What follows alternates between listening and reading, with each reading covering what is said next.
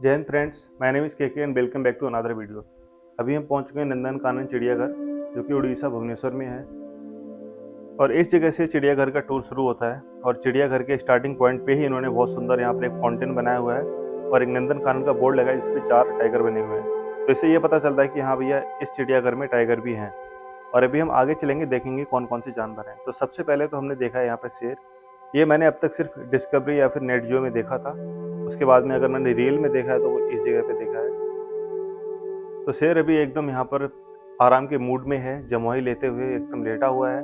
और उसके जो चारों तरफ जंगल बनाया गया है, एकदम इस तरह का माहौल बनाया गया है कि उसको ये लगे कि हाँ जंगल में है, लेकिन हालांकि है तो वो चिड़ियाघर में। और वो है उधर उसकी शेरनी, जो कि शिकार के मूड में है। बट यहाँ पर उसको शिकार यहाँ करने के लिए नहीं मिलेगा, क्योंकि यहाँ की जो टीम है उनके द्वारा ही इनको यहाँ पर खाना दिया जाता है, जो भी इनका खाना है। तो एक तरह से ये आराम की ज़िंदगी जी रहे हैं। और अगर सपोज ये अगर किसी जंगल में होते तो वहाँ पर इन्हें खाने के लिए कुछ ना कुछ डेली शिकार के लिए जाना पड़ता और शिकार करना पड़ता। लेकिन असल में जो रियल लाइफ है वो यही है इनकी, कि जो शिकार करें और उसको खाएं। लेकिन अब जब ये चिड़ियाघर में है तो वो चीज़ अब नहीं हो सकती, तो इसलिए उनको खाना यहीं पे दिया जाता है। ये चिड़ियाघर लगभग 1100 एकड़ में है, लेकिन सारे जानवर हर जगह नहीं घूम सकते, सबका एरिया डिवाइड किया हुआ है। तो कुछ लिमिटेड एरिया है इनके पास में, जिससे बाकी जानवर सेफ रहें। सामने आप देख सकते हैं यह व्हाइट टाइगर। तो ये इंडिया का ऐसा पहला जू है जहाँ पर व्हाइट टाइगर आया है। और अगर आया होगा किसी और जू में तो वो इसके बाद में ही आया है। तो ये ऐसा पहला जू है, क्योंकि ये भी आराम से लेटा हुआ है।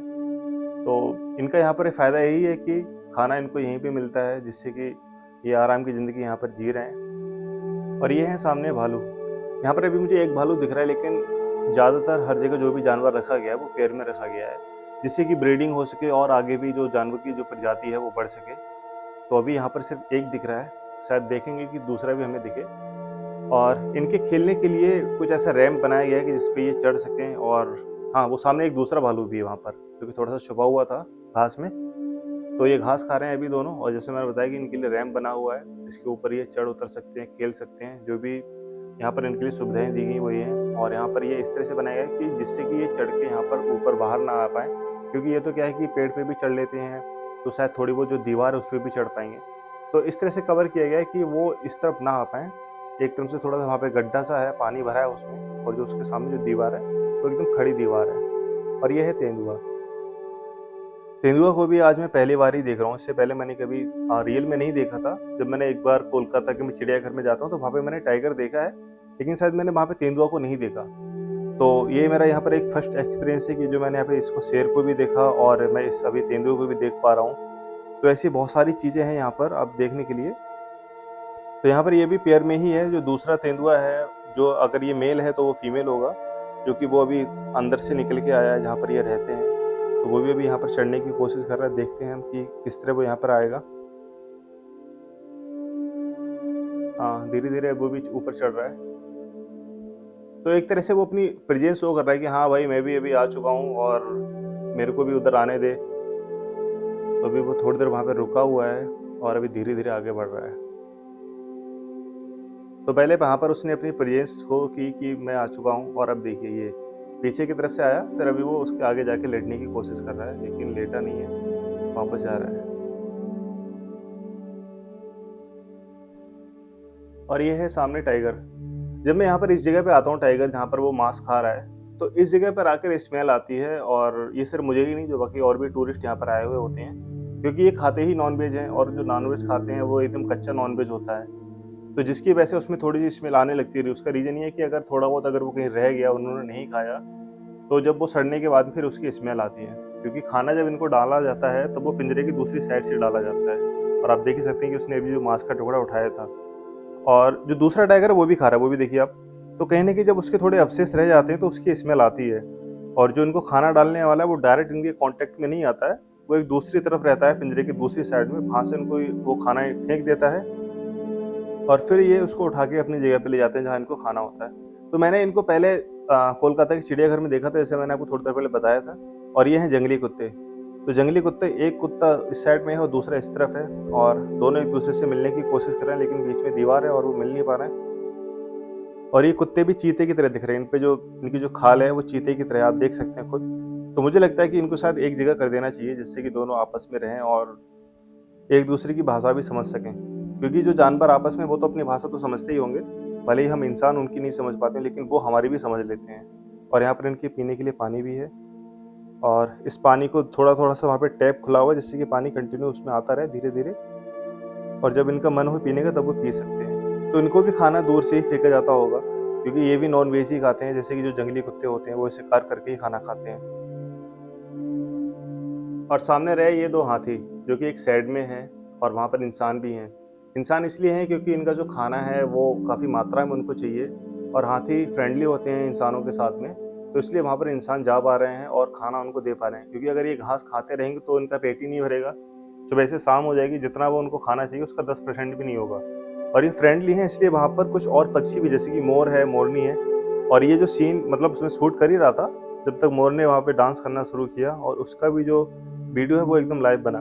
लेकिन मैं काफ़ी देर ये वेट कर रहा हूँ कि भैया ये इधर घूम जाए, लेकिन काफ़ी देर वेट करने के बावजूद भी ये इधर नहीं घूमता है, वो उसी तरफ ही रहता है। तो जो इसके जो सामने का वीडियो है वो नहीं बन पाता है। यहाँ पर ये इतना इस एंगल पे तो आता है, लेकिन ये फिर वापस उधर ही टर्न कर देता है। और ये इधर टर्न करे, इसके लिए मैं काफ़ी देर कैमरा ऑन करके रखता हूँ। बाद में भी काफ़ी देर ऑन करके रखता हूँ, लेकिन जब तक फिर क्या है कि वो अपने जो पंख है उनको क्लोज़ कर लेता है, जो कि उसने फैलाए हुए हैं। जब वो सामने से डांस कर रहा होता है, वो चीज़ रिकॉर्ड नहीं हो पाती है इस वीडियो में। और अभी हम चलते हैं आगे, देखते हैं दूसरा। तो ये रहे क्रोकोडाइल। क्रोकोडाइल भी मैंने कोलकाता के ज़ू में पहले देख रखे हैं, लेकिन जितने नज़दीक से मैं यहाँ पे देख पा रहा हूँ और जितनी भारी संख्या में यहाँ देख पा रहा हूँ, वो मैंने वहाँ पे नहीं देखे थे। तो यहाँ पर आप देख सकते हैं कितने बड़े क्रोकोडाइल हैं यहाँ पर, और वो जो सामने लेटा है वो सबसे बड़ा है। मतलब बाकी सब, उसके साइड में एक छोटा-सा बच्चा जैसे जो लग रहा है वो लेटा हुआ है, लेकिन ये सबसे बड़ा है। तो एक तरह से इनको भी नॉन-वेज ही खाना दिया जाता है, जिसमें मछली ज़्यादा दी जाती है इनको। और फिर इनके नहाने के वहाँ पे एक तालाब बना हुआ है, वो इतना बड़ा तालाब नहीं है, लेकिन ये उसमें जाते हैं, नहा के फिर बाहर आ जाते हैं। तो अभी ये धूप में लेटे हुए हैं, धूप इतनी ज़्यादा तेज़ नहीं है, मौसम तो वैसे बारिश का या बादल जैसा ही है, लेकिन वहाँ पर कुछ और पक्षी भी आते हैं। ये देखिए जो मैं आपको बता रहा था कि इनको मछली दी जाती है, एक सामने मछली पड़ी हुई है, लेकिन वो मरी हुई मछली है यहाँ पर। तो ये यहाँ पर काफ़ी ज़्यादा संख्या में हैं, और ये सिर्फ़ एक जगह ही नहीं है, एक जगह और है जहाँ पर और भी क्रोकोडाइल हैं, लेकिन वो उनकी शायद प्रजाति अलग है। वो कुछ दूसरी प्रजाति के हैं और ये किसी दूसरी प्रजाति के हैं। तो अभी उसने मुँह भी खोला हुआ था, जो कि अभी क्रॉस कर लिया है। और ये यहाँ पर ये इलेक्ट्रिक वैन, जब आप यहाँ आएँगे और सपोज़ कुछ बंदे ऐसे हैं कि जो इतना चलने में या वॉक करने में असमर्थ हैं, तो वो इस इलेक्ट्रिक वैन का भी इस्तेमाल कर सकते हैं। इसका कुछ कॉस्ट है, जो कि शायद 100 डेढ़ सौ रुपए होगा पर पर्सन।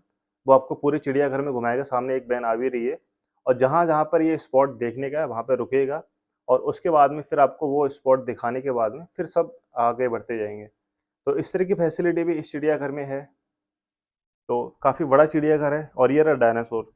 यहाँ पर ये काफ़ी बड़ा डायनासोर बनाया गया है, जो कि एक और आकर्षण का केंद्र भी बना हुआ है यहाँ पर इस जगह।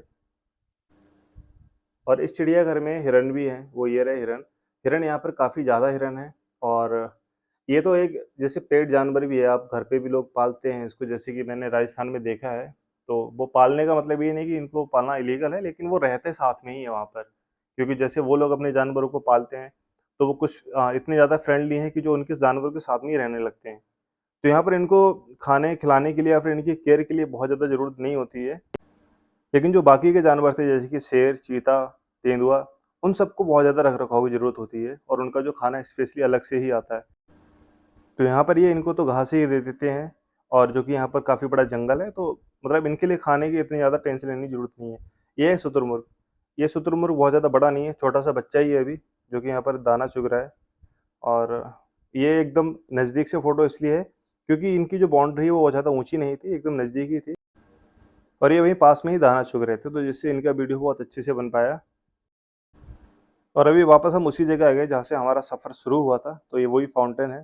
तो अगर आपको वीडियो अच्छा लगा तो इसको लाइक कर दीजिए, और इस चैनल को सब्सक्राइब कर लीजिए, और इसका टिकट मात्र 50 रुपए ही था। आप 50 रुपए में इतना बड़ा चिड़ियाघर घूम सकते हैं, काफ़ी बड़ा है। Thank you very much for watching this video.